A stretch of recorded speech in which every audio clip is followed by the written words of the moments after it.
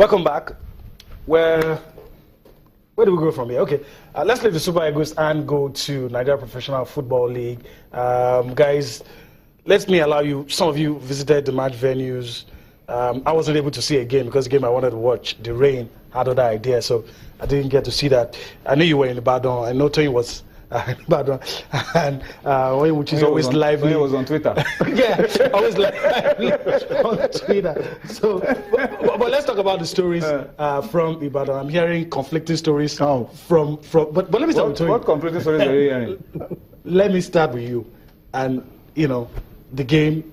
What went down? Maybe we should start with you to tell us what stories you had. But no, but it was a good game. Yeah. Unfortunately, the heavens opened up and didn't allow us to see the kind of football we have wanted to see. Free-flowing football. But the goals that Shooting Stars scored were good goals. Ajani Ibrahim, and then the penalty call was a good call. But I felt that the referee should have done a lot more in protecting the players. The tackles were unbelievable. It was like the guys were out to kill themselves. The kicks, the injuries, they were flying tackles everywhere, and the referee was just allowing the game to go. And I was asking myself if this referee wanted this game to end with players alive, because the kicks were so much, and it wasn't a surprise that both teams ended with 10 men. Red card to Chibuzo Madu of Rangers for dissent, and of course Moses James, aka Okomu, got a red card for an off-the-ball incident. All right, but it was a good game. Rangers probably will feel that some calls could have gone their way, but I think on the balance of play, it was not a bad game. The referee was above average, and then Rangers scored a good goal. If Rangers had converted some of the chances that they had, the story probably would have been different. They didn't. The strategy of 3SC worked on that day, which was to choke the midfield and the attack and prevent Rangers from coming out to play their free-flowing kind of football. It worked for Gbenga Gumbote, and now that victory has put him within touching distance of escaping. And I'm sure if he wins his last game at home, which is to Wiki, Toris Obachi, he will be safe in the MPFA, which was what Shooting Stars supporters were hoping for and praying for. But it was a very tough game, very good game. No issues, no controversy. It ended well, and Rangers will continue the search for victories elsewhere to win the league. Because I think Rangers this season are the best club. They are very brave, they are very competitive, they pass the ball well, and they don't play with complex. They play at home the way they play away, and I'm sure they are going to be able to pick some results on the road. Well, I'm very sure you agree with everything he has said. Yep. But try and have a neutral perspective. It's very difficult, but try. And have a it's not possible with this guy now. Neutral perspective. When Shooting Stars no, it's you can ask him about another club. No, on this part it's possible. Just like Tony mentioned, the build-up was interesting. It is the oldest rivalry game in the MPFL. I mean, Rangers and Shooting Stars have been in the league for a while, and two ambitious. One is trying to get the league title. One is trying to survive relegation. I mean, it was very great. First half ended goalless. Yes, very, very physical game because of, actually Stars knew they needed to cage, Rangers from playing the style of football they usually play. Because if you allow a certain Aguda to connect what the Obina Obodo, it's going to be dangerous for you in the final third, where they can find Isade Ocheme and Clement, who came on and had a lot of bite to the team in the fourth. It might be dangerous for them. So they did a lot of things to make sure they cage them and make sure they get a game plan and it worked for them. Goalless at halftime, it came. I think Rangers lost concentration because 5 minutes into the second half, they considered 2 goals. One from a loose ball, Ajani got it, and then the second penalty, like Tony mentioned, it deserved one. I mean, they later, tried to raise that game and then try to pile a lot of pressure on Shooting Stars, but it was very, very late for them. But I mean, one thing Mama needs to work on the team right now is the way they try and concede some cheap goals and then discipline of the players, because in two games now they've received 2 red cards to 2 important players. They missed Christian Madu in that game because Christian Madu could have been a vital player for them at the middle of the park, and now they're losing Chibuzo, Madu also be suspended for about 3 games, 2 games more to play. So I mean, Mama needs to work on that. Yeah. We were discussing that when we were coming. Rangers will really need to watch. I think Imama will have to lead by example. Sometimes the gesture you make as a coach can incite your players. And also learned body that, language. I also learned that he boycotted the post-match interview after that game. Oh, but yeah, it was raining. No, which is not. Raining. This is part of. We have dry season, rainy season. Why do we always complain about? I'm not making an excuse for him, but sometimes the emotion. No. Yeah, he lost. That is why you are a coach. That is why you're a coach. You have to be above board. You have to, lead by example. Your team, like all of us have agreed, Tokwe Lushesi got a red card for off the ball sin when they played Rivers United at home. That didn't show because they were at home. But this one, evidently, against two teams that are desperate for 3 points, you don't need to lose your head. So he has to talk to his players. If they are desirous of winning the title, if you get cards, then you are going to jeopardize your title aspiration. So he needs to work on his own temperament and also work on the team. Disciplinary record. Yeah. Okay. Let's quickly bring to you the results and let's look at everything. How it all went down. Exciting results. The replayed match that took place Sunday morning. MFM defeated Lobby in that one. It was 3-1. Okay, let's just go to Sunshine now and talk about the game involving Sunshine. They defeated Plateau United. A lot of us think that Plateau United 3-1. A lot of us think Plateau United are draw specialists, but it just didn't work. Didn't work for them in this encounter. Lauren Dari, two goals back in it, scoring. A lot of people have always said he scores his goals. But I like the goal scored by Plateau. Beautiful goal. Yeah. The goals in this game were good goals. I've said it several times. Sunshine play very good football. Yeah. They pass the ball. That's why they are the Akure Gunners. I'm not surprised that they are fit on the log. They are just 6 points behind the leaders. So you can't rule them out of a continental place just yet. Yeah. They play good football. And that's the song they are singing. But they have to watch it. Their fans have to watch it because when games don't go their way, those fans tend to... And we've already seen 2 incidents. Already this season. Yeah. But with Dele Londonderry, the whole was still banging in the goals. And especially at home. Okay, let's listen to officials from Sunshine, the coach and the chairman of the club, their immediate reaction after this game, and we'll come back for more on Sports Tonight. At away, we came home, we drew, we went away, we lost. So that motivation, why are we meant to be losing?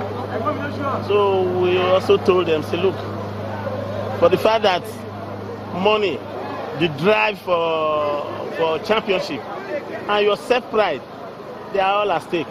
So come out and redeem yourself, because if you lose the match, your next match is meant for you to redeem yourself. We now have 50 points. I had said a very long time ago to all those who care to listen that a league this year was going to be very competitive. Secondly, that it will end in a photo finish. And thirdly, that any team that secures 60 or 62 points, between 60 and 62 points, will win the league.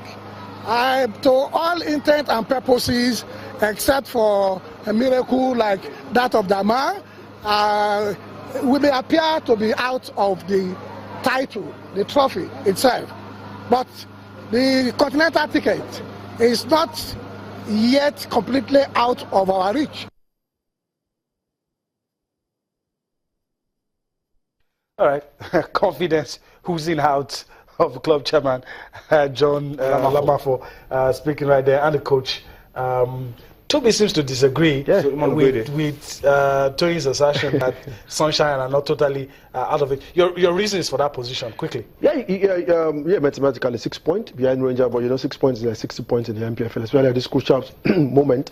I don't fancy Sunshine travel to Rangers to get a point. I mean, if they don't get 3 points in Enugu this weekend, they won't end up in the top 3. The top 3 is looking almost certain. You hear me? If you look at Rangers, Wiki, Mfayimba, and then Rivers United, I think the top 3 will come up from these 4 teams. Are you involved? I don't fancy Rangers. No, not match fixing. You know the results of games before they are played. I'm not saying no. If any team can beat Rangers, it's Sunshine. At home in Enugu. Is it an impossibility? The only time they drop point at home this season against Shooting Stars and Nobi, but don't forget. When Shooting Stars went there and got the one-all draw, were you expecting the draw? That's what I'm saying. They can't get as much 3 points. If Sunshine don't get 3 points against Rangers, there's no way they will end up in the top 3. Okay, let's wait. Is it possible for Sunshine to beat Rangers in Enugu? It's tough, but it's possible. Yeah, it's possible. Okay. It's not possible. Yeah. It's possible. No, we're going to have this conversation again. Enugu is open play, very friendly. Just come and play. Come and play. But if you put both teams on a check, on a balance, Rangers would dismantle Sunshine. Okay. Would you expect that Ikorodu United will beat Atalanta in Owerri? And beat Pillars 4-1. And beat Pillars 4-1. Atlanta have struggled all season. Even Oye knows that. Struggled all season. Anybody can go to Atlanta. Point. Okay. Rangers who have struggled at home. This season, they've dropped points maybe against Nobi Shooting Stars. Yes. Guys, we have to let's big teams went down. Okay. That's what Let's leave it at that. Let's talk about it. Since we're talking about goals anyway, let's look at the top scorers. The guys, I thought we quickly run us through this. The guys, putting the balls behind the net. Gordon Obaje, 18 goals for him. This is a place for Wiki. 13 goals is Ismail Gata. Okikia for Labi, for Sunshine. I won't score because he's not more playing in the MPFL. Bashir Abraman, he got red carded a couple of weeks back. I think he should be back this weekend. Buchulam scored against Shooting. His third goal this season. So it's looking very good. But it's looking as if Gordon Obaje will match winner because I don't see how these guys on 13 goals will catch up with Godwin with 3 games to go. Tony Okpoto has refused to score for a long time now. 12 goals. Rabiu also scored for Pillars. At the weekend also 11 goals for him. So it's also good to see midfielders score double digits in the MPFL. It shows it's looked very good from the part of the players also. But it's looking as if Gordon Obaje is a favourite. So Gordon already broken Salami record of lasting 17 goals now on 18 goals, and There's then he's still trying to chase. The record is 23 okay, goals. I was okay. If you are not scoring 23 goals or beyond, but he's able to surpass Bola's last season. But Bola is not the standard for him. The standard for him is Nfonwo with 23 goals. But before we wrap up this segment, gentlemen, refereeing. Let's just talk quickly about refereeing. Is something that we hope. I don't know what to say. Yeah, let me allow you to say because we said it last. All the clubs are complaining. Yeah. All the clubs. We said it last week that the LMC must monitor. Wield the big stick if they need to. When we try to put this thing to the LMC, we should also realize that it is the job of the NFF referee committee and the NRA. This issue of refereeing. If LMC recommend referee for suspension, we know how they get. When this money get to the NFF referee committee and the NRA, let them do their job and be seen to be doing their job. You cannot play the ostrich and expect that things will change. We don't have the benefit of technology. For instance, the Chelsea game against Swansea, it was obvious that Leroy, clipped Gary Cahill's legs. And should have been a foul. But later, it was seen. So with that, the referees can begin to make amends. But we don't have that. We don't have that benefit here. So the LMC must be up and doing. Then the referees committee and the Nigerian Football Federation must follow it up. Eyimba complained. They wrote a very lengthy, statement yesterday, where they even alleged that the referee who officiated that game was suspended earlier this season. For Sunshine Eyimba? Yes. And then he's back handling an Eyimba game. Wow, that's huge. So these are accusations that should be looked into. But I think it's across board, really. And there was also a video circulating on Ifeanyi Ubah against Akwa United, and how a penalty was awarded for Ifeanyi Ubah. I saw that. I saw that Ifeanyi Ubah video very well. So Tony, see, just like Onya said, when it comes to try to review games, it is very good to see from different angle. In the MPFL, we find it very good to see it from different angle. As far as I'm concerned, if you watch well that video against Ifeanyi Ubah and Akwa United, it was a 50-50 chance. But the Akwa United defender used an elbow. And you could recall Moses was sent off over the weekend for elbowing a Rangers player. And also, if in the Manchester derby, Fellaini had the ball and he used an elbow on his opponent, the referee, blew a foul against him. So if you check what the Akwa United defender try and use an elbow in a 50-50 chance. So sometimes, say, I'm not saying the referee are righteous. But sometimes some decisions are debatable. I don't like to, pinpoint clubs. I like to talk about it generally. Board. Really, the referees, the officiating at this level should be up, top notch. This is the dying part of the season. Complaining. We should have officiating that. We've seen games where even the team that lost will tell you this is the best we've seen. So, and even the fans will applaud the center, the referee. Yeah. Well, I have to stop this, guys, for now, so that we can just allow things simmer down a little and go on this quick break. Let's allow you to enjoy tennis. Stanislas Wawrinka, now US Open champion, and is enjoying his time under the sun. But just in case you missed it, let's bring it to you how he defeated Novak Djokovic to win his third Grand Slam.